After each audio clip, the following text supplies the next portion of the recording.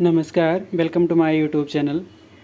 आज हम बात करेंगे भारतीय पॉलिटी की, जिसमें आपको UPPSC, UPSC, civil service examination, Bihar public selection commission के आपको क्वेश्चन यहाँ से मिल जाएंगे। और हम आज 5 क्वेश्चन ही डिस्कस करेंगे जो कि कॉन्स्टिट्यूशनल बॉडीज़ के बारे में या अमेंडमेंट के द्वारा जो क्रिएट किए गए हैं उसी के बारे में हम बात करेंगे।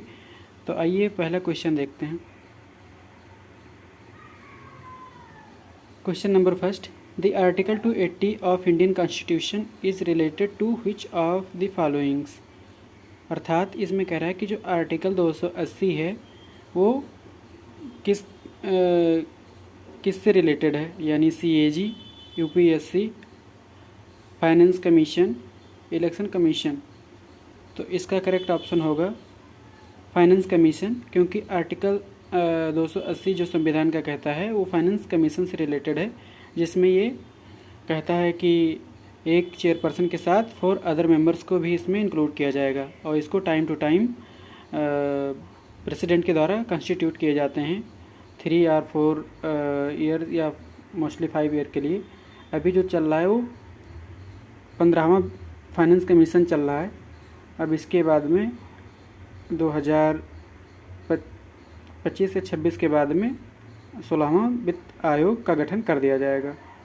सीएजी के बारे में बात कर लेते हैं। सीएजी के बारे में कंट्रोलर एंड ऑडिटर जनरल के बारे में जो आर्टिकल 148 के बारे में बात करता है। यूपीएससी जो आर्टिकल 315 के बारे में बात करता है, और फाइनेंस कमीशन आर्टिकल 280 ऑलरेडी कर दिया है। इलेक्शन कमीशन जो आर्टिकल 324 से रिलेटेड है।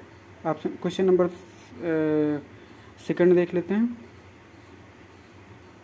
Consider the following statement regarding financial commission, यानी वित्त आयोग के बारे में जो संबंधित है वो क्या है, आप उसके बारे में बता सकते हैं। तो आप फर्स्ट लाइन कहता है इट इज़ क्वासी जुडिशियल, यानी ये अर्ध न्यायिक निकाय है। अब लाइन 2 जो है इट इज़ परमानेंट बॉडी, क्या ये अस्थाई निकाय है। तो इसमें से कौन सा ऐसा स्टेटमेंट है जो सही नहीं है, नॉट करेक्ट। तो option A first, option B second, option C both 1 and 2, option D neither 1 nor 2। तो इसमें कह रहा है कि जो ऑप्शन कौन से करेक्ट हैं आप इसको बता सकते हैं। तो इसके जो ऑप्शन सी हैं वो दोनों सही नहीं हैं।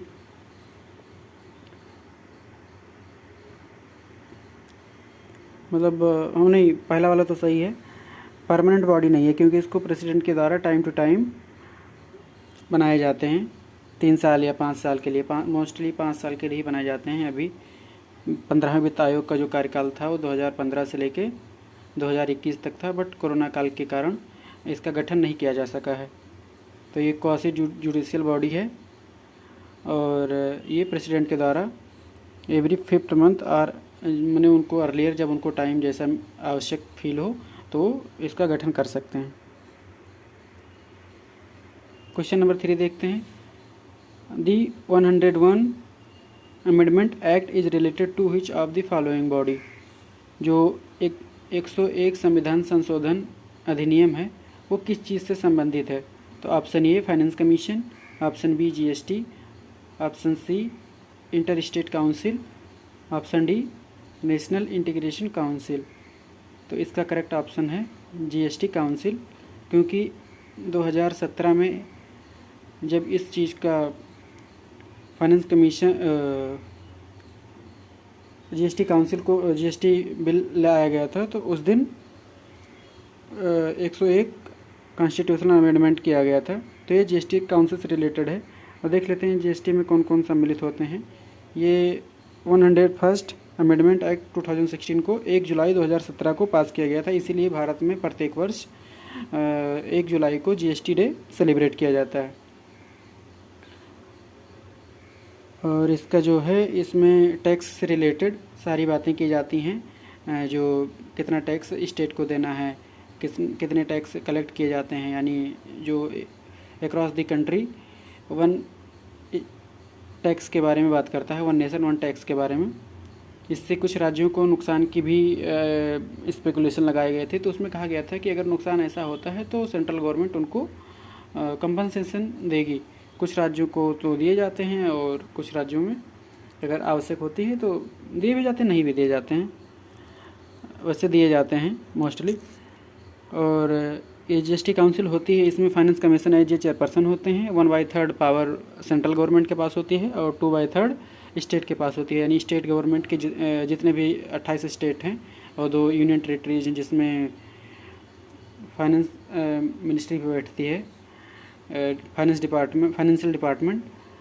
और इसमें जम्मू कश्मीर में भी इलेक्शन नहीं हुआ तो उसके बारे में नहीं, लेकिन 30 लोग स्टेट से आते हैं तो उनके बारे में यहाँ बात की जाती है। या यूटीज़ के एडमिनिस्ट्रेटर भी होते हैं, वो भी इसमें सम्मिलित होते हैं।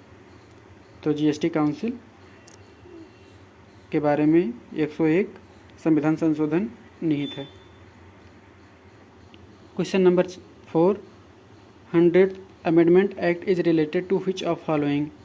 तो जो 101 मतलब 100वां संविधान संशोधन है वो किस चीज़ से संबंधित है? Option A national commission for backward classes, option B land boundary agreement, option C economic weaker section, option D national appointment judicial council.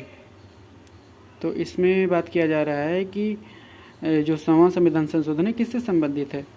तो इसका करेक्ट ऑप्शन होगा लैंड बाउंड्री एग्रीमेंट। ये बांग्लादेश के साथ 2015 में कुछ ऐसे डिस्प्यूटेड एरियाज़ थे जिनको बोला गया कि अगर आप भारत में रहना चाहते हो तो भारत में रहें, अगर आप बांग्लादेश के साथ जाना चाहते हैं तो बांग्लादेश जा सकते हैं। तो इसमें ये आप इसमें मैप में देख सकते हैं कौन कौन से एरिया इंडिया में आए, कौन कौन से वहाँ चले गए।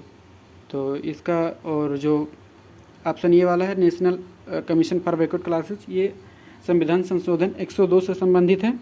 इसमें national commission for backward classes को 2018 में संवैधानिक निकाय बोला गया। इसको आर्टिकल 338B और 338A जो है वो national commission for scheduled tribes से रिलेटेड है और आर्टिकल 338 ये national commission for scheduled caste से रिलेटेड है।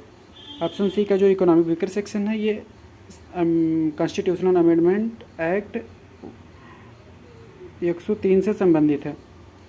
ऑप्शन डी वाला जो है नेशनल अपॉइंटमेंट जुडिशियल कमीशन ये 99 कॉन्स्टिट्यूशनल अमेंडमेंट से संबंधित है, जिसमें सुप्रीम कोर्ट के जजों को नियुक्त करने के लिए निकाय बनाई गई थी। बस सुप्रीम कोर्ट ने इसे नल एंड वाइड डिक्लेयर कर दिया क्योंकि बोला कि ये जुडिशरी में एक तरीके से इंक्रोचमेंट है। तो ये ख़त्म हो चुके हैं। अब क्वेश्चन नंबर 5 देखते हैं। क्वेश्चन नंबर 5 देखते हैं। जीएसटी काउंसिल में कौन कौन सम्मिलित होते हैं? Statement first the union finance minister, option मतलब second statement the union minister of state in charge of revenue of और फाइनेंस, यानी जो मिनिस्ट्री ऑफ इंचार्ज होते हैं रेवेन्यू और फाइनेंस के वो होते हैं। तो option C chief minister of states. तो इसका कौन सा ऑप्शन करेक्ट है? Option A only 1, option B only 2, option C only 3, option D none. तो इसके जो चीफ मिनिस्टर होते हैं वो थर्ड वाला इनकरेक्ट है क्योंकि इसमें फाइनेंस डिपार्टमेंट के मिनिस्ट्री होते हैं स्टेट के और ये चीफ मिनिस्टर नहीं होते। तो ऑप्शन इसका बी करेक्ट है। तो देख लेते हैं जीएसटी काउंसिल में कौन कौन होते हैं। तो इसमें यूनियन फाइनेंस मिनिस्टर होते हैं as chairperson, union minister of state in charge of revenue और फाइनेंस भी होते हैं, और the minister incharge of finance और टैक्सेशन और any other minister nominated by each state government. तो ये इसमें सम्मिलित होते हैं। तो आज के सेशन हम यहीं पे समाप्त करते हैं और नेक्स्ट टाइम कुछ और क्वेश्चन के साथ आएंगे।